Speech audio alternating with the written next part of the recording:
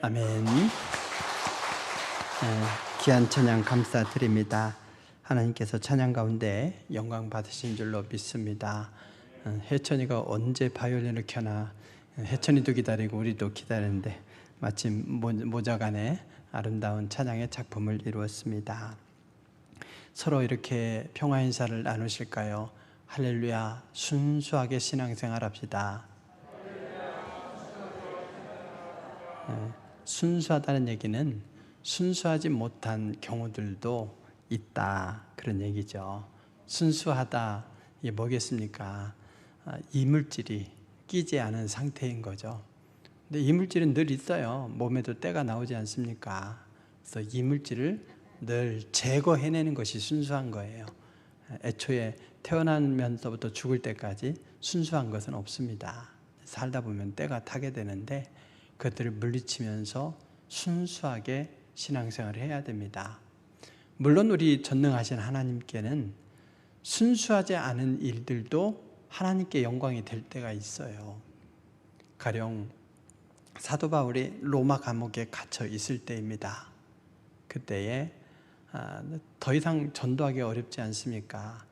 감옥 안에 있는 죄수들이나 간수들에게 일부 복음을 전하지 이제 마음껏 돌아다닐 수 없습니다. 이때 두 부류의 사람들이 생겨났습니다. 하나는 바울이 이렇게 갇혀서 더 이상 복음을 전하지 못하게 되었으니까 우리가 그 뜻을 이어받아서 우리가 전하자, 순수한 사람들이죠. 다른 한편에서는 기회는 이때다. 바울 때문에 우리가 밀렸는데 이제 우리의 영향력을 확대하고 우리가 또 잘하면 감옥에 있는 바울이 미치고 팔짝 뛰다 환장하겠지. 바울을 괴롭게 하려는 마음으로 복음을 전하는 거예요. 이 두 부류의 사람들이 있다는 소식을 들었을 때에 사도 바울은 어떻게 그들을 받아들였을까요? 한쪽에서는 바울을 괴롭게 하기 위해서 자신들의 명예를 회복하고 자신들의 입지를 강화하기 위해서 복음을 전파해요. 한쪽에서는 바울의 빈자리를 채우기 위한 순수한 마음으로 복음을 전해요.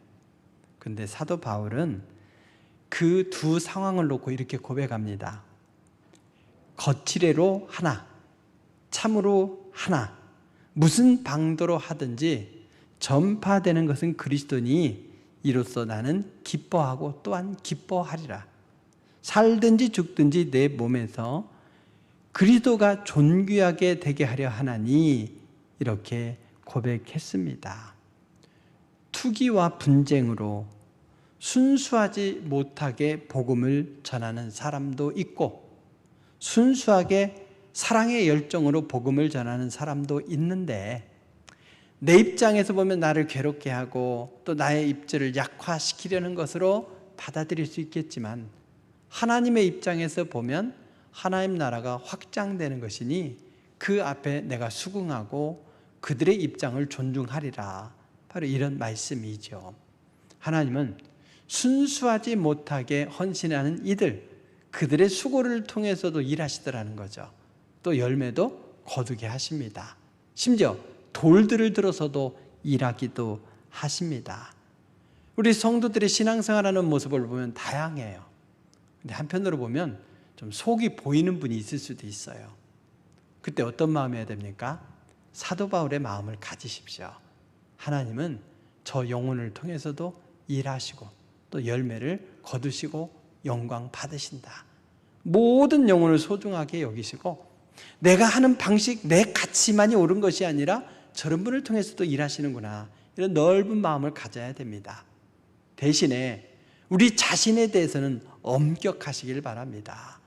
내가 어떻게 살아도 하나님이 이것을 통해서 영광 받으실 거야 이러면서 마음대로 신앙생활하는 것이 아니라 하나님 앞에서 순수한 신앙으로 무장해야 되는 거죠. 하나님은 가룟 유다를 통해서 구원의 역사를 일으키신 거 아니겠습니까? 사탄 마귀가 가룟 유다의 마음에 예수님을 팔 생각을 집어넣으니 예수님을 팔았어요. 그랬더니 십자가에서 어떻게 하셨습니까? 인류 구원의 역사를 이루셨죠. 가룟 유다의 공로입니까? 아니죠. 하나님은 가룟 유다의 배신까지도 들어서 사용하셨지만 가룟 유다는 결국에는 철저한 실패자였죠. 가룟 유다의 공로로 우리가 구원받은 게 아니라 말입니다. 그래서 우리는 이왕이면 하나님 앞에 선한 일꾼으로 쓰임받아야 할진데, 오늘 말씀에 보게 되면 이렇게 바울을 도우려는 순수한 의도로 열정으로 헌신했던 이들의 이 모습을 본받아서 순수한 신앙으로 무장해야 되겠어요. 근데 너는 순수하지 못하다 그러면 다들 열받죠. 내가 어디가 순수하지 못해서, 이럴 수 있잖아요. 우리가 기준을 잘 마련하고 그 기준에 비춰볼 수 있어야 돼요. 순수하게 신앙생활한다는 것은 뭐냐 이거죠. 오늘 주님께서는 본문 말씀을 통해서 순수한가, 이것을 세 가지 차원에서 말씀하십니다.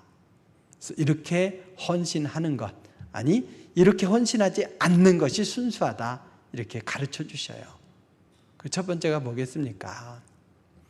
사도 바울이, 아니 그 바리새인들이 예수님께 찾아왔죠. 그래서 질문할 때에 바리새인들을 예로 들면서 예수님께서는 뭐라고 하시느냐, 순수한 신앙생활은 뭐냐라고 했을 때에 동기가 순수해야 된다는 것을 가르쳐 주셨어요. 여러분, 우리가 헌신할 때에 그 동기가 순수해야 된다는 거죠. 물론 사심이 조금 있어요. 이렇게 헌신하면 좀 누가 알아주지 않을까, 목사님이 알아주지 않을까, 이렇게 하면은 좀 직분을 받는데 유리하지 않을까, 그런 사심이 있죠.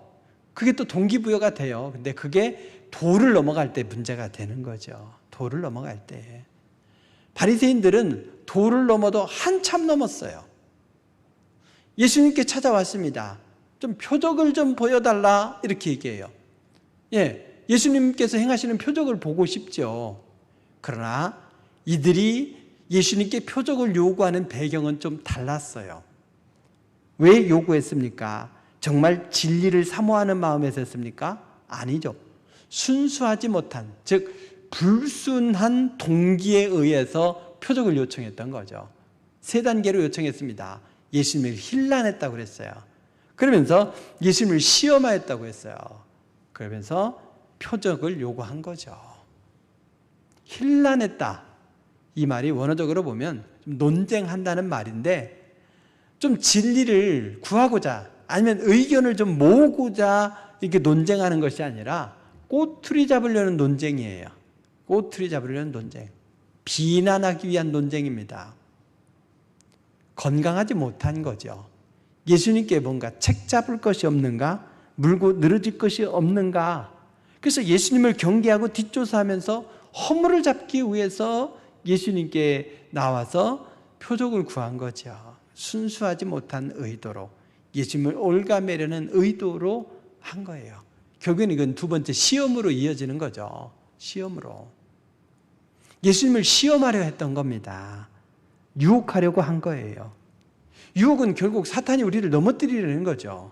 학교에서 시험을 치르는 건 뭐겠습니까? 아이들의 이제 그 실력을 중간 테스트에서 어느 부분이 부족한가 알게 하고 그 부분을 높여주기 위한 거라면, 사탄 마귀의 시험은 걸려 넘어지게 하는 시험인데, 바리새인들이 사탄 마귀로부터 지금 사주받고 있는 거예요.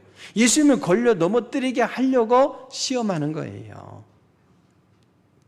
사탄 마귀가 처음에는 예수님께 다가와서 돌로 떡을 만들라, 성전에서 뛰어내려라, 그리고 나에게 절하라, 이러면서 유혹했다면, 심지어 예루살렘의 최고 종교 지도자인 이 바리새인들까지 동원해서 예수님을 쓰러뜨리려고 유혹하더라 말이죠.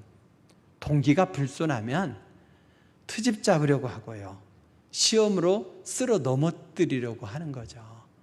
그러니까 동기가 불순하니 표적을 보여달라는 이 요구가 순수할 수가 없습니다. 하늘로부터 오는 표적을 좀 보여줘라, 이거예요. 그러면 바리새인들이 예수님이 행하신 표적을 몰랐겠습니까? 바로 직전에도 예수님께서 5병이어의 기적을 행하셨고, 또 이어서 7병이어의 기적을 행하셨습니다. 또 각종 변자들이 낫는 모습을 다 지켜봤습니다. 예수님께서 행하시는 걸 일거수일투족 다 지켜봤어요. 근데 어떤 이들은 그것을 보고 믿는가 하면, 바리새인들은 믿는 것이 아니라 저 예수를 어떻게 끌어내릴까? 요거에만 고심하고 있는 거죠. 그러니 표적을 보여달라는 요구조차도 순수하지 않은 겁니다. 그래, 당신이 행한 정도는 구약에 있는 선지자들도 다 행했어. 아니, 마술사들도 행하는 거야. 그러니까 네가 정말 하나님의 아들이라면 너만이 할 수 있는 것을 한번 보여줘봐라, 이런 거예요. 그럼 정말 보여주면 믿을까요? 에이, 그 정도도 아니야. 또 그러겠죠. 나중에는 뭡니까? 도무지 할 수 없는 일을 행하니까는 바알세불의 힘을 빌어서 행한 것이다, 이러지 않습니까? 애초에 믿을 생각 없습니다. 애초에 존중할 생각 없습니다. 순수하지 못한 동기, 불순한 동기로 예수님께 도발할 때에 예수님께서 어떻게 하셨습니까? 나는 너에게 표적을 보여주지 않겠다 하시고 단호하게 끊으시고 그들에게서 떠나셔서 배를 타고 아예 반대편으로 가셨어요. 예수님이니까 그렇게까지는 못하셨지만 태태태 이러시지 않았을까 싶어요. 여러분, 우리 바리새인들을 향한 예수님의 이 태도를 보면서 순수한 신앙이란 뭔가를 우리 생각하게 되죠. 뭐냐? 예수님께 나오되 순수한 동기로 예수님께 나와서 예수님의 은혜를 구하는 거예요. 그러면 예수님은 그를 불쌍히 여기셔서 심지어 떡까지도 만들어서 먹이시는 주님이 아니십니까? 모든 것을 좋은 것으로 채워주시기를 기뻐하시는 주님 앞에서 순수한 동기로 나아가는 여러분 되시길 주의 이름으로 축원드립니다. 두 번째는 뭐냐? 순수한 신앙이라고 하는 것은 형식주의 그리고 물질주의를 경계하는 걸 말합니다. 신앙의 그 시간은 있어요. 근데 이 신앙이 성숙하지 않을 때에 어떻게 합니까? 뭔가 된 존재인 것처럼 포장을 해야죠. 그렇잖아요? 하고 포장을 해야죠.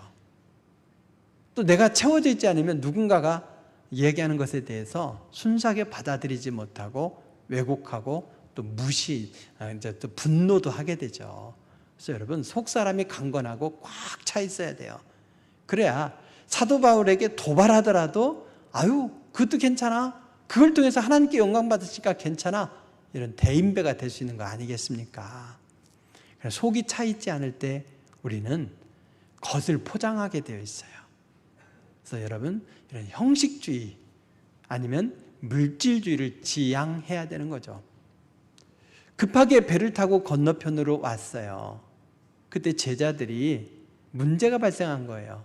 뭐냐면 배에 떡이 하나밖에 없습니다. 식사 때가 됐어요. 그 떡을 누가 먹어야죠? 여러분, 교인들이 소풍 갔는데 도시락 하나밖에 없어요. 누가 먹어야 돼요? 당연히 담임 목사가 먹어야죠. 여러분은 굶고. 여러분, 바로 주님께 드리자니 자기들이 배고파요. 그래서 제자들끼리 가위바위보해서 나눠 먹자니 주님이 걸려요. 또 가위바위보 한다고 해서 내가 그 먹으라는 법도 없어요. 서로 눈치 보면서 이거 하나밖에 없다. 이게 굉장히 큰 거예요. 떡이 하나밖에 없다. 이 문제에 꼬이게 되니까 다른 생각이 안 떠오르는 거죠. 아우, 저 떡을 어떻게 하지? 떡을 어떻게 하지? 예수님께서 어떻게 움직이시는가? 무슨 가르침을 하시는가? 안 들어와요. 저 떡을 어떻게 하지? 내가 또 눈 돌린 사이에 한 사람이 딱 확 넣고 입에 넣고 딱 오므려버리고 있으면요. 그거 어떻게 합니까? 알지 못하는 사람이 먹어버려요. 세상에 떡 하나에 꽂혀버리면서 그냥 다른 게 아무것도 안 들어와요. 깝깝하신 예수님께서 이렇게 말씀하시죠. 바리새인의 누룩과 헤롯의 누룩을 주의하라고 말입니다. 제자들이 당면한 이 먹는 문제, 이것을 가지고 예수님은 거기서 펄쩍 넘어가셨어요. 떡은 누룩으로 만들잖아요. 그래서 이 누룩에 대한 얘기를 하시면서 영적인 얘기를 하시는 거죠. 예수님은 늘 그러셨어요. 공중에 나는 새를 보고도 하늘의 진리를 말씀하셨고, 맹인을 늘 뜨게도 하시고, 그리고 하늘의 진리를 말씀하셨어요. 일상의 일들을 통해서 그렇게 하늘의 진리를 말씀하셨는데, 제자들이 떡 문제를 얘기하니까 예수님은 그래, 떡을 좀 챙겨오지, 아니면 걱정 마. 이 먹고 사는 문제로 응답하신 것이 아니라 더 높고 깊은 하늘의 진리로 말씀하신 거죠. 누룩은 뭡니까? 부풀게 하는 거죠. 부풀게 하는 거, 변화시키는 것. 근데 성경에 보면 누룩은 좀 부정적인 의미로 사용할 때가 훨씬 많아요. 그래서 부패시키는 것, 그리고 작은 죄가 아주 나중에 비약적으로 크게 커지는 것, 이런 것들을 이야기하죠. 바리새인의 누룩을 조심하라, 주의하라. 바리새인의 누룩이 뭘까요? 누가복음 12장에 보면 바리새인의 누룩, 곧 외식을 주의하라 이렇게 붙여줬어요. 그래서 바리새인의 누룩이라는 것은 곧 외식적인 신앙 이거죠. 그래서 자신들이 지킬 수 있는 법을 딱 정해놨어요. 성경 전체를 지키면 내 건데 그건 누구도 못 지켜. 그러니까 바리새인들이 자기들만 지킬 수 있는 걸 딱 정해놓고 그러면서 그걸 못 지키는 사람들을 핀잔하고 정죄하는 거죠. 심지어 예수님께도 도발하면서 아니 안식일에 밀 이삭을 자르다니요, 그걸 비벼서 먹다니요, 손도 안 씻고 먹어요, 죄인들하고 먹어요, 끊임없이 지적질하죠. 그 예수님의 행적을 지적하는 건 뭐예요? 나는 의롭다 이런 얘기죠. 그러나 예수님은 그 속 사람을 보시고는 뭐라고 하셨습니까? 회칠한 무덤아라고 하신 거죠. 마태복음 23장 23절 이하에 보면 이 포장된 신앙, 형식주의의 실체를 보여줍니다. 이렇게 말씀하셔요. 화 있을진저 외식하는 서기관인과 바리새인들이여, 너희가 박하와 회향과 근체의 11조를 드리되 율법에 더 중한 바 정의와 긍휼과 믿음은 버렸도다. 여러분 11조 철저히 하십니까? 11조를 철저히 하시길 주의 이름으로 축원드립니다. 바리새인들은요, 박하와 회향과 근체까지도 11조 했대요. 다른 말로 말씀하면 이들이 얼마나 11조를 철저하게 했는지 토마토, 고추, 부추 뭐 이런 거 있잖아요. 주식재가 아닌 부수적인 재료까지도 철저하게 10분의 1을 떼서 하나님 앞에 드렸다는 거예요. 저 그런 분 봤어요. 굉장히 열심히신데 세상에 출장비가 나와요. 부대에서 출장 가게 되면 출장비가 나오는데 출장비까지도 10원 단위 끊어서 10원 단위까지 끊어서 철저하게 11조 하시는 분을 봤어요. 물론 가식적인 것이 아니라 그분은 정말 진실하게 하시는데 출장비는 공적으로 쓴 거고 그 출장에 맞춰 나오는 거니까 사실은 출장은 출장비로 하고 자기 돈으로 11조를 그거 하는 거예요. 정말 얼마나 아름답습니까? 근데 예수님은 뭐라고 하십니까? 그래, 그렇게 해라, 철저하게. 하는데 문제는 뭐냐? 정의와 긍휼 그리고 믿음은 저버린 것, 이것이 문제라는 거예요. 내가 외적으로는 예배도 잘 드리고 성경 말씀도 많이 보고 기도도 하는데 근데 사회에 나가면 너희가 세상 사람들과 똑같이 살아. 그러면 안 된다. 형식주의를 극복하라는 거예요. 형식주의를. 그래서 정말 우리가 신령과 진정으로 참되게 예배하고 그 다음에 어떻게 돼요? 그 예배가 우리 삶으로 이어져야 된다는 거죠. 그래서 형식주의가 아니라 주님 앞에서는 없으면서도 있는 채 하지 말고 우리의 중심을 다 보시는 주님이니까 있는 모습 그대로 내놓을 줄 알고 세상에서도 하나님 앞에 하듯이 그렇게 진실되게 하는 것, 이것이 곧 형식주의가 아닌 진실한 신앙인 것이죠. 바리새인의 누룩, 즉 형식주의, 외식하는 이 신앙을 경계하면서 순수한 신앙으로 살아가며 예배와 삶의 일치를 볼 줄 아는 여러분 되시기 바랍니다. 그러면 이 헤롯의 누룩은 뭐겠습니까? 병행의 말씀인 마태복음 16장에서는 바리새인과 사두개인의 누룩을 조심하라 했어요. 이 마가복음이 먼저니까 마가복음에 나오는 바리새인과 이 헤롯의 누룩을 바리새인과 사두개인의 누룩으로 표현했어요. 둘은 다른 말씀이 아니라 표현은 달라도 같은 말씀이에요. 헤롯이 성경에 여럿이 나와요. 헤롯이. 그래서 예수님이 어렸을 때는 그 헤롯은 헤롯 대왕이에요. 그리고 세례 요한을 죽인 헤롯은 헤롯 안티파스예요. 그리고 또 헤롯 빌립, 헤롯 아르켈라오 등등 여럿 있는데 다 헤롯이에요. 그리고 헤롯 구분 안 돼도 괜찮아요. 이것만 기억하십시오. 그 헤롯이 그 헤롯이다. 결국엔 그들은 다 물질의 탐욕으로 가득 차 있었다는 거예요. 사두개인은 누굽니까? 이스라엘의 양대 종교 지도자 이러면 바리새인과 사두개인이 쌍벽을 이뤘어요. 근데 바리새인은 그래도 구별된 거룩을 추구하는 사람, 율법을 중요시 여겼어요. 그것이 형식주의로 흘렀지만 어쨌든 율법을 중요시 여겼는데, 사두개인들은 뭐냐? 물질력에 사로잡혀서 정치와 결탁한 정치적 종교 지도자들이에요. 그래서 물질을 탐욕하는 헤롯과 맞물려서 종교적인 이권을 가지고 부유하게 살았던 자들입니다. 그러니까 물질주의라고 하는 것은 똑같아요. 그래서 헤롯의 누룩이나 그 사두개인의 누룩이나 같은 말이다. 뭐 이렇게 보시면 됩니다. 물질은 좋은 것이에요. 주님은 물질을 배척하고 살라 하지 않으셨어요.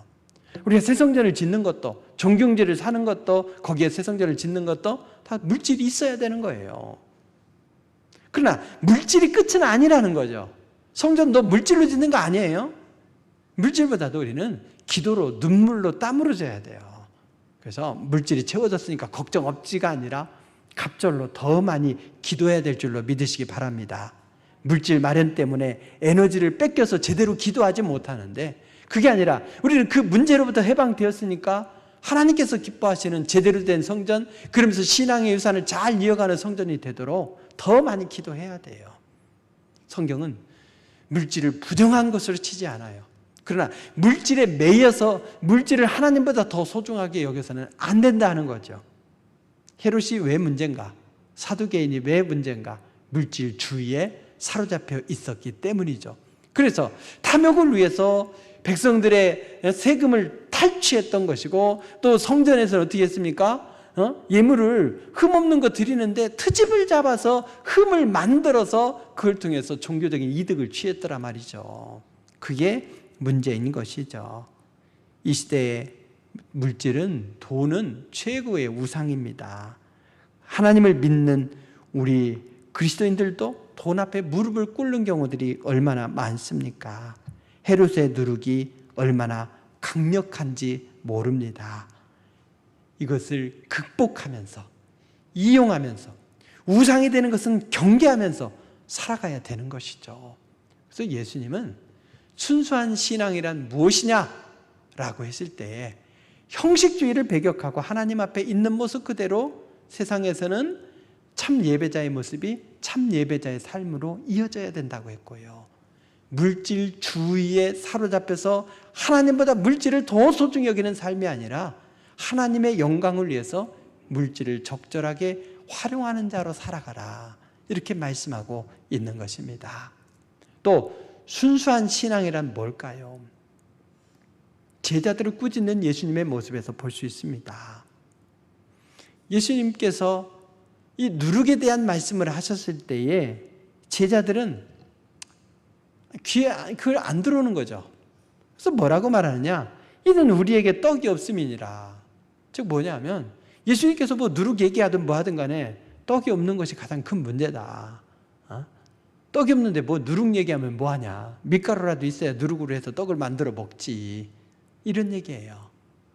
내가 물질적으로 힘들어 죽겠는데 제자 훈련이고 뭐고 성경 공부고 뭐고 다 귀찮아요. 이런 거죠. 떡 한 개 사로잡혀 있어요. 그 문제에 사로잡혀 있어요. 떡 하나. 세상에 뭐 전쟁의 문제라든지 환경의 문제 뭐 이런 거면 어때요? 그것도 아니고 떡이 한 개밖에 없어. 이거 누가 먹을지 모르겠어. 잘 눈을 부라리고 봐야 돼. 먹더라도 조금씩이라도 같이 나눠 먹어야지. 거기에만 꽂혀 있으니 예수님께서 주시는 영적인 교훈도 안 들어오고 다른 것도 다 귀찮은 거예요. 근데 여러분, 이것이 뭐가 문제입니까? 예수님의 제자들은 벌써 지금 직전에 보리떡 5개와 물고기 2마리로 5,000명을 먹이는 것을 보았어요. 또 보리떡 7개와 물고기 2마리로 4,000명을 먹이는 걸 보았어요. 그러면 떡 하나예요. 제자 12명과 예수님까지 13명 아닙니까? 떡으로 또 다른 기적을 일으키실 것을 믿을 수 있는 거 아니겠습니까? 이 정도 표적을 보여주셨으면 믿고 예수님께서 영적인 교훈을 들려주시면 그걸 듣고 깨달아야 되는데 불신앙이 자리 잡고 있어요. 그러니 영적인 교훈은 들어오지 않아. 귀가 꽉 막혀 있어. 그저 떡에만 꽂혀 있어요. 떡에 꽂혀서 지극히 작은 하나의 문제에 꽂혀서 그거 하나 못 먹는다고 죽는 것도 아닌데 거기에 꽂혀서 영적인 것까지 못 들어요. 달리 말씀하자면 순수한 신앙은 뭐겠습니까? 참 믿음으로 서서 크고 작은 문제들을 다 주님께서 해결해 주실 걸로 믿고 우리는 주님의 말씀에 순종하는 삶인 것이죠. 작은 돌뿌리에 걸려서 주님의 심오한 은혜의 말씀을 듣지 못하고 깨닫지 못하고 귀가 닫혀 있고 눈이 닫혀 있으면 안 되는 것이죠. 제자들은 오병이어의 기적의 현장에 있었으면서도 정작 자신의 닥친 이 현실의 문제를 예수님께 맡겨드리지 못했습니다. 이것이 문제인 것이죠. 제자들은 아직도 예수님이 하나님의 아들 참 메시아 인생의 모든 문제를 해결하신 십자가의 승리이신 것을 믿지 못하고 있는 거예요. 우리는 어떻습니까? 우리가 예수님을 나의 구주와 주님으로 고백한다고 하죠. 그렇지만 코로나19는 무섭죠. 우리가 예수님을 믿고 구원받아 천국에 이를 것을 믿는데 백신 주사 맞고 잘못될까 봐 무섭죠. 그러니까 우리가 원대한 신앙의 명제는 갖고 있지만 떡 한 개의 문제 앞에서 우리는 여지없이 무너지고 불신앙적인 태도를 보이더라 말이에요. 그래서 예수님은 이 제자들을 향해서 말씀하시는 거예요. 그래, 너희가 아직도 알지 못하고 깨닫지 못하고 둔하고 눈이 있어도 보지 못하고 귀가 있어도 듣지 못하고 마지막에는 뭐예요? 아직도 깨닫지 못하느냐 이렇게 책망하시는 거예요. 사랑하는 성도 여러분, 우리의 모습은 어떠합니까? 각종 문제로 오염된 세상에서 하나님 앞에서 순수한 신앙으로 살기 위해서 순수한 신앙을 오염시키는 오염물질들을 끊임없이 밀어내는 작업을 해야 될 줄로 믿으시기 바랍니다. 그래서 순수한 신앙을 회복하기 위해서 노력해야 돼요. 무엇이 우리를 오염시키는가? 무엇을 밀쳐내는가? 그저 순수하게 신앙생활을 해야지 이걸로 끝이 아닌 거죠. 깨끗하게 하는 작업을 계속해야 됩니다. 뭡니까? 오늘 예수님께서는 세 가지로 말씀하셨습니다. 표적을 구하지만 동기가 순수하지 못해서 예수님을 힐난하고 예수님을 시험하게 하려던 이 바리새인들의 이 태도, 동기가 순수하지 못한 태도를 예수님은 책망하셨죠. 그래서 우리의 신앙생활의 동기가 순수한 것, 이것이 순수한 신앙생활입니다. 때로 작은 욕심들이 들어올 때 이 작은 여우를 잡아서 몰아내시길 주의 이름으로 축원드립니다. 그래서 오직 하나님의 은혜에 사로잡혀서 감사로 살아야죠. 떡 한 개만 남아있다는 것 때문에 당황해하는 제자들에게 예수님은 영적인 교훈으로 승화시키셨죠. 바리새인의 누룩과 헤롯의 누룩을 주의하라고 말입니다. 즉 우리가 신앙생활하면서 자꾸 채워지지 않았는데 뭔가 된 것처럼 포장하는 것, 그래서 나도 모르게 세상의 물질에 매여 살아가는 것, 이것을 주님은 경계하라고 하셨던 거죠. 그래서 주님 앞에 부족해도 좋습니다. 있는 모습 그대로, 사람들 앞에 그냥 있는 모습 그대로, 그러면서 어제보다는 오늘이, 오늘보다는 내일이 더 나아지는 모습으로 우리가 자라가는 믿음으로 살아가면 되는 거예요. 그래서 형식주의를 경계하시고 하나님의 영광을 위해서 물질을 통제하고 활용할 줄 아는 지혜로운 여러분으로 사시길 주의 이름으로 축원드립니다. 또한 마지막 제자들이 떡의 문제에 꽂혀서 자기 생각에 꽂혀서 주님의 영적인 말씀조차도 거부하고 있지 않습니까? 눈이 닫히고 귀가 닫혀 있어요. 아닙니다. 우리가 열린 마음으로 주님의 말씀을 받아들이고 주님의 능력을 신뢰해야 될 줄로 믿습니다. 그래서 주님 말씀하시면 가기도 하고 주님 말씀하시면 서기도 하리이다. 이런 마음으로 열린 귀, 열린 눈으로 주님을 따라가는 여러분 되시기 바랍니다. 이렇게 나의 선입견, 편견, 고집을 내려놓고 주님께서 말씀하시고 인도하시는 대로 순수하게 따라가는 것, 이것이 순수한 믿음인 줄로 믿습니다. 하나님께서는 순수하지 못한 신앙도 바꿔서 하나님의 영광을 만들어 가시겠지만, 그러나 우리는 순수한 신앙으로 하나님 앞에 나아가야 되겠습니다. 순수하지 못한 오염된 요소들을 깨끗하게 씻고 순수한 신앙을 회복해서 주님으로부터 책망이 아닌 칭찬을, 경고가 아닌 격려를, 그리고 꾸짖음이 아닌 인정을 받는 우리 모두가 될 수 있길 주의 이름으로 축원드립니다. 기도하시겠습니다. 귀하신 아버지 하나님, 세상의 많은 것들이 우리를 유혹하고 우리를 혼란스럽게 합니다. 이 속에서 나도 모르게 점차 오염되면서 순수한 모습들을 잃어버리게 되는데, 이 속에서 거룩한 몸짓을 통해서 우리들이 순수한 신앙을 회복하고 지켜가기를 원하옵나이다. 도와 주시옵소서. 우리가 주님 앞에 나와 신앙생활하고 헌신하는 동기가 순수하기를 원하옵나이다. 있는 모습 그대로 주님 앞에 나오고, 세상에서 또한 아버지 하나님 우리가 예배와 신앙이 일치된 아름다운 모습으로 살게 하시고, 우리에게 주어진 물질들을 아버지 하나님 앞에 영광을 위해서 순수하고 아름답게 잘 사용하는 귀한 영혼 되기를 원하옵나이다. 또한 우리가 주님 앞에 마음과 영혼을 열고 주님께서 말씀하시는 대로 순종하며 살아가기를 원하오니 도와주시옵소서.